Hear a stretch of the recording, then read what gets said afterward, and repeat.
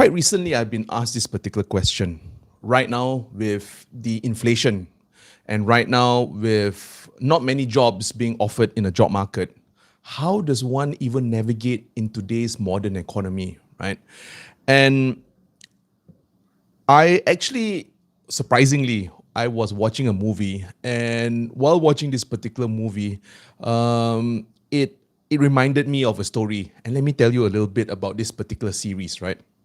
So this series was actually very popular over in Netflix, and it's called One Cent Thief, right?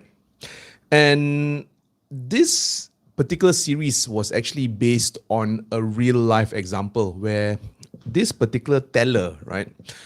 In real life, this teller, what this guy would do is every time when there was a transaction, when there was someone putting in money in the bank or when there was someone taking out money from the bank, what this teller would do would take 1 cent from each transaction, right? And the whole thing of it all, when I first heard about this story, I asked myself this particular question. Would someone actually get rich just by taking 1 cent per transaction?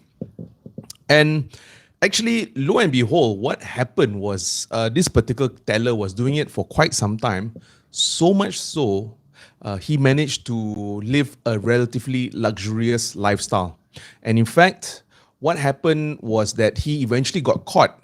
But how he got caught was quite funny, in the sense that he actually bought himself a nice sports car. And once he actually bought the sports car, the people over in the bank suspected him for certain wrongdoings. And what they did was they actually checked and they found that this teller actually took 1 cent per transaction. But so for today's episode, I'm not really going to talk about how he actually did it. Rather, for us and for me also, what I've learned is this one particular lesson, which is very important on how to be financially independent and also financially to thrive financially, especially in this economy, right? I actually asked this particular question on, how do we survive? In fact, I've asked my mentor this particular question, how do we thrive in this particular economy? And the answer he gave me was, he said, "You are asking the wrong question," right? And I was like, "Wow, I did not know that." And he says the question that we should ask is why. Why do we want to be financially independent, and why do we want to thrive in this economy? Let me give you an example. Now, for instance, right now, if we are both colleagues, or all of us are colleagues, right? And one day our boss comes up to us and says, "Hey, could you, collect 10,000 or, could you collect 10,000 ringgit or could you collect $10,000 in 1 week for a celebration that they're going to have over in the office," right? Most likely, in my head, I'll probably come up with some excuse before I can even collect that particular money. I mean, it's quite a lot of money. Let me change this particular scenario. Right now, let us assume same in a different scenario where same amount of money, 10,000, but we need to collect 10,000 for a surgery for our loved ones, and this is for a life-saving surgery. What is the probability for us to collect that much of money in such a short span of time? It's definitely will be much higher, right? So I also remembered, in me trying to reach financial independence also, which I'm going to share with you guys. Part of the reasons why I worked so hard to actually save up a little bit of money to sit for my CFA examinations, to be a financial analyst. And trust me, being a financial analyst, it's quite grueling, and what we have to do in the morning is we have to read newspaper articles, and then from the newspaper articles we need to actually decipher what's happening, and then we try to do forecasts, financial forecasts, and it's quite taxing lah, basically, right? But what actually drove me forward are two things. Number one, I wanted to be financially independent. And number two, I wanted to be the best financial analyst. So I still remembered when, and let me share with you this story and how I actually got the fire towards going towards financial independency lah. So what happened was I was working in an audit firm, and working as an auditor, we used to work very long hours, right? And there was this thing called peak and off peak. Peak periods, we used to work 12, 13-hour days, right? And I still remembered there was a very big client. I had to go in the office around 9 a.m. I had to work right until right until 3 or 4 o'clock in the morning. Next day, I had to wake up and go back to the office again, right? But that was not even the saddest part.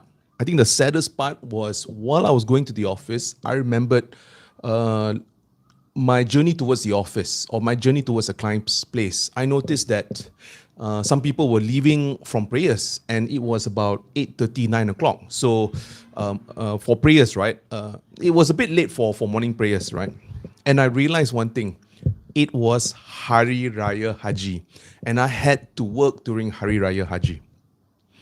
And what happened was, after that, it seared something in me that I wanted to be financially independent no matter what. So basically what I'm trying to say, if you want to reach financial independence, it's not a matter of going to YouTube, trying to type in keywords, phrases like how do I invest in stocks, or how do I invest in Bitcoin. It's not that. What actually will drive us forward? And thanks for likes. Thank you. I just noticed the likes. Thank you so very much. And if you have any questions, please do ask while I'm talking, right? Since you guys are live, might as well we have a good dialogue. But I think the question we should ask is, why is it important for us to have financial independence, right? So for me right now, sometimes, in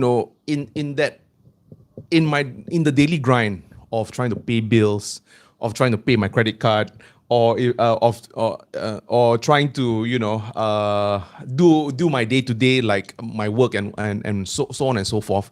Sometimes we tend to forget. Sometimes we are so close to the trees we don't see the forest.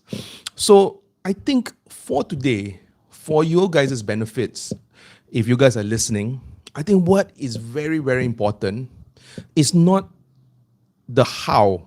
It's not like, how do I invest? How do I build a business? How do I do this? How do I do that?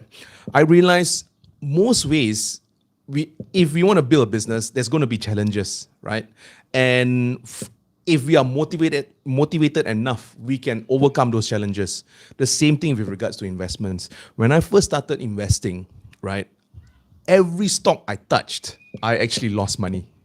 And that's the truth, for a financial guy to admit such a thing, right? It's like, whoa, right? But the truth is the truth, right? But the whole thing of it all was that I wanted to be good at investing so much. I actually work for an asset management company, or I work as an investment banker, and then that's where I learned. That's where I spent my 10,000 hours in learning on how to be investing in the stock market, right? So right now, for today, right, the one tip which I have to share with you, if you're watching this, it's not looking at how to make that particular amount of money, but why. So at the end of this video, I would maybe highly suggest, take a piece of paper. Ask yourself, why is it important for me to reach financial independence? And then you list those reasons down. The more reasons you have, the more motivation you will get. And when you get more motivation to move forward, no matter what obstacle, no matter what mistakes, no matter how many times you fall, you will pick yourself up and move forward. So I think for today's episode, again, I just want to remind all of us, right? Don't, sometimes I know it's so easy to, the whole, wake up, rush for work, come back, and then after that take a shower and then just have dinner. It's so easy to get caught up in our day-to-day activity. We don't plan our 5 year or we don't plan our 10 year, right? So what we have to do right now, before even planning our 5 year, before planning our 10 year, ask yourself, why is it important? After you have list down all of your reasons, and if the reasons are important enough and the reasons are very strong enough for you, trust me, that will open up a level of motivation. And once you have that motivation to move forward, no matter the obstacle, no matter the mistakes, you will move forward, right? And I know a lot of financial gurus out there. They just, they're always talking about this random app and that random app. Can you compare this returns with that returns? And I think even I got caught up in the whole, this asset versus that asset, or what loans should I take, or why should I take this loan? No, no, no. The whole thing of it all, ask yourself, why is it important? Second thing, set yourself a 3 year plan. What years from today? And most importantly, break that 3 year plan into a year by year plan, right? And right now, since this is year end, if you're watching this towards year end, set a goal for next year, right? The the whole thing of it all is that we can actually move left and right. And I noticed this so much, right? That even I working in the corporate environment, even I working as an investment banker, I see so many people just reacting to things which are around them. And what tends to happen is that we tend to move around in circles, right? And then after that, the year ends, and then we ask ourselves, what did we actually achieve for this year? Let me ask you guys, what do you think that you guys achieved for this year?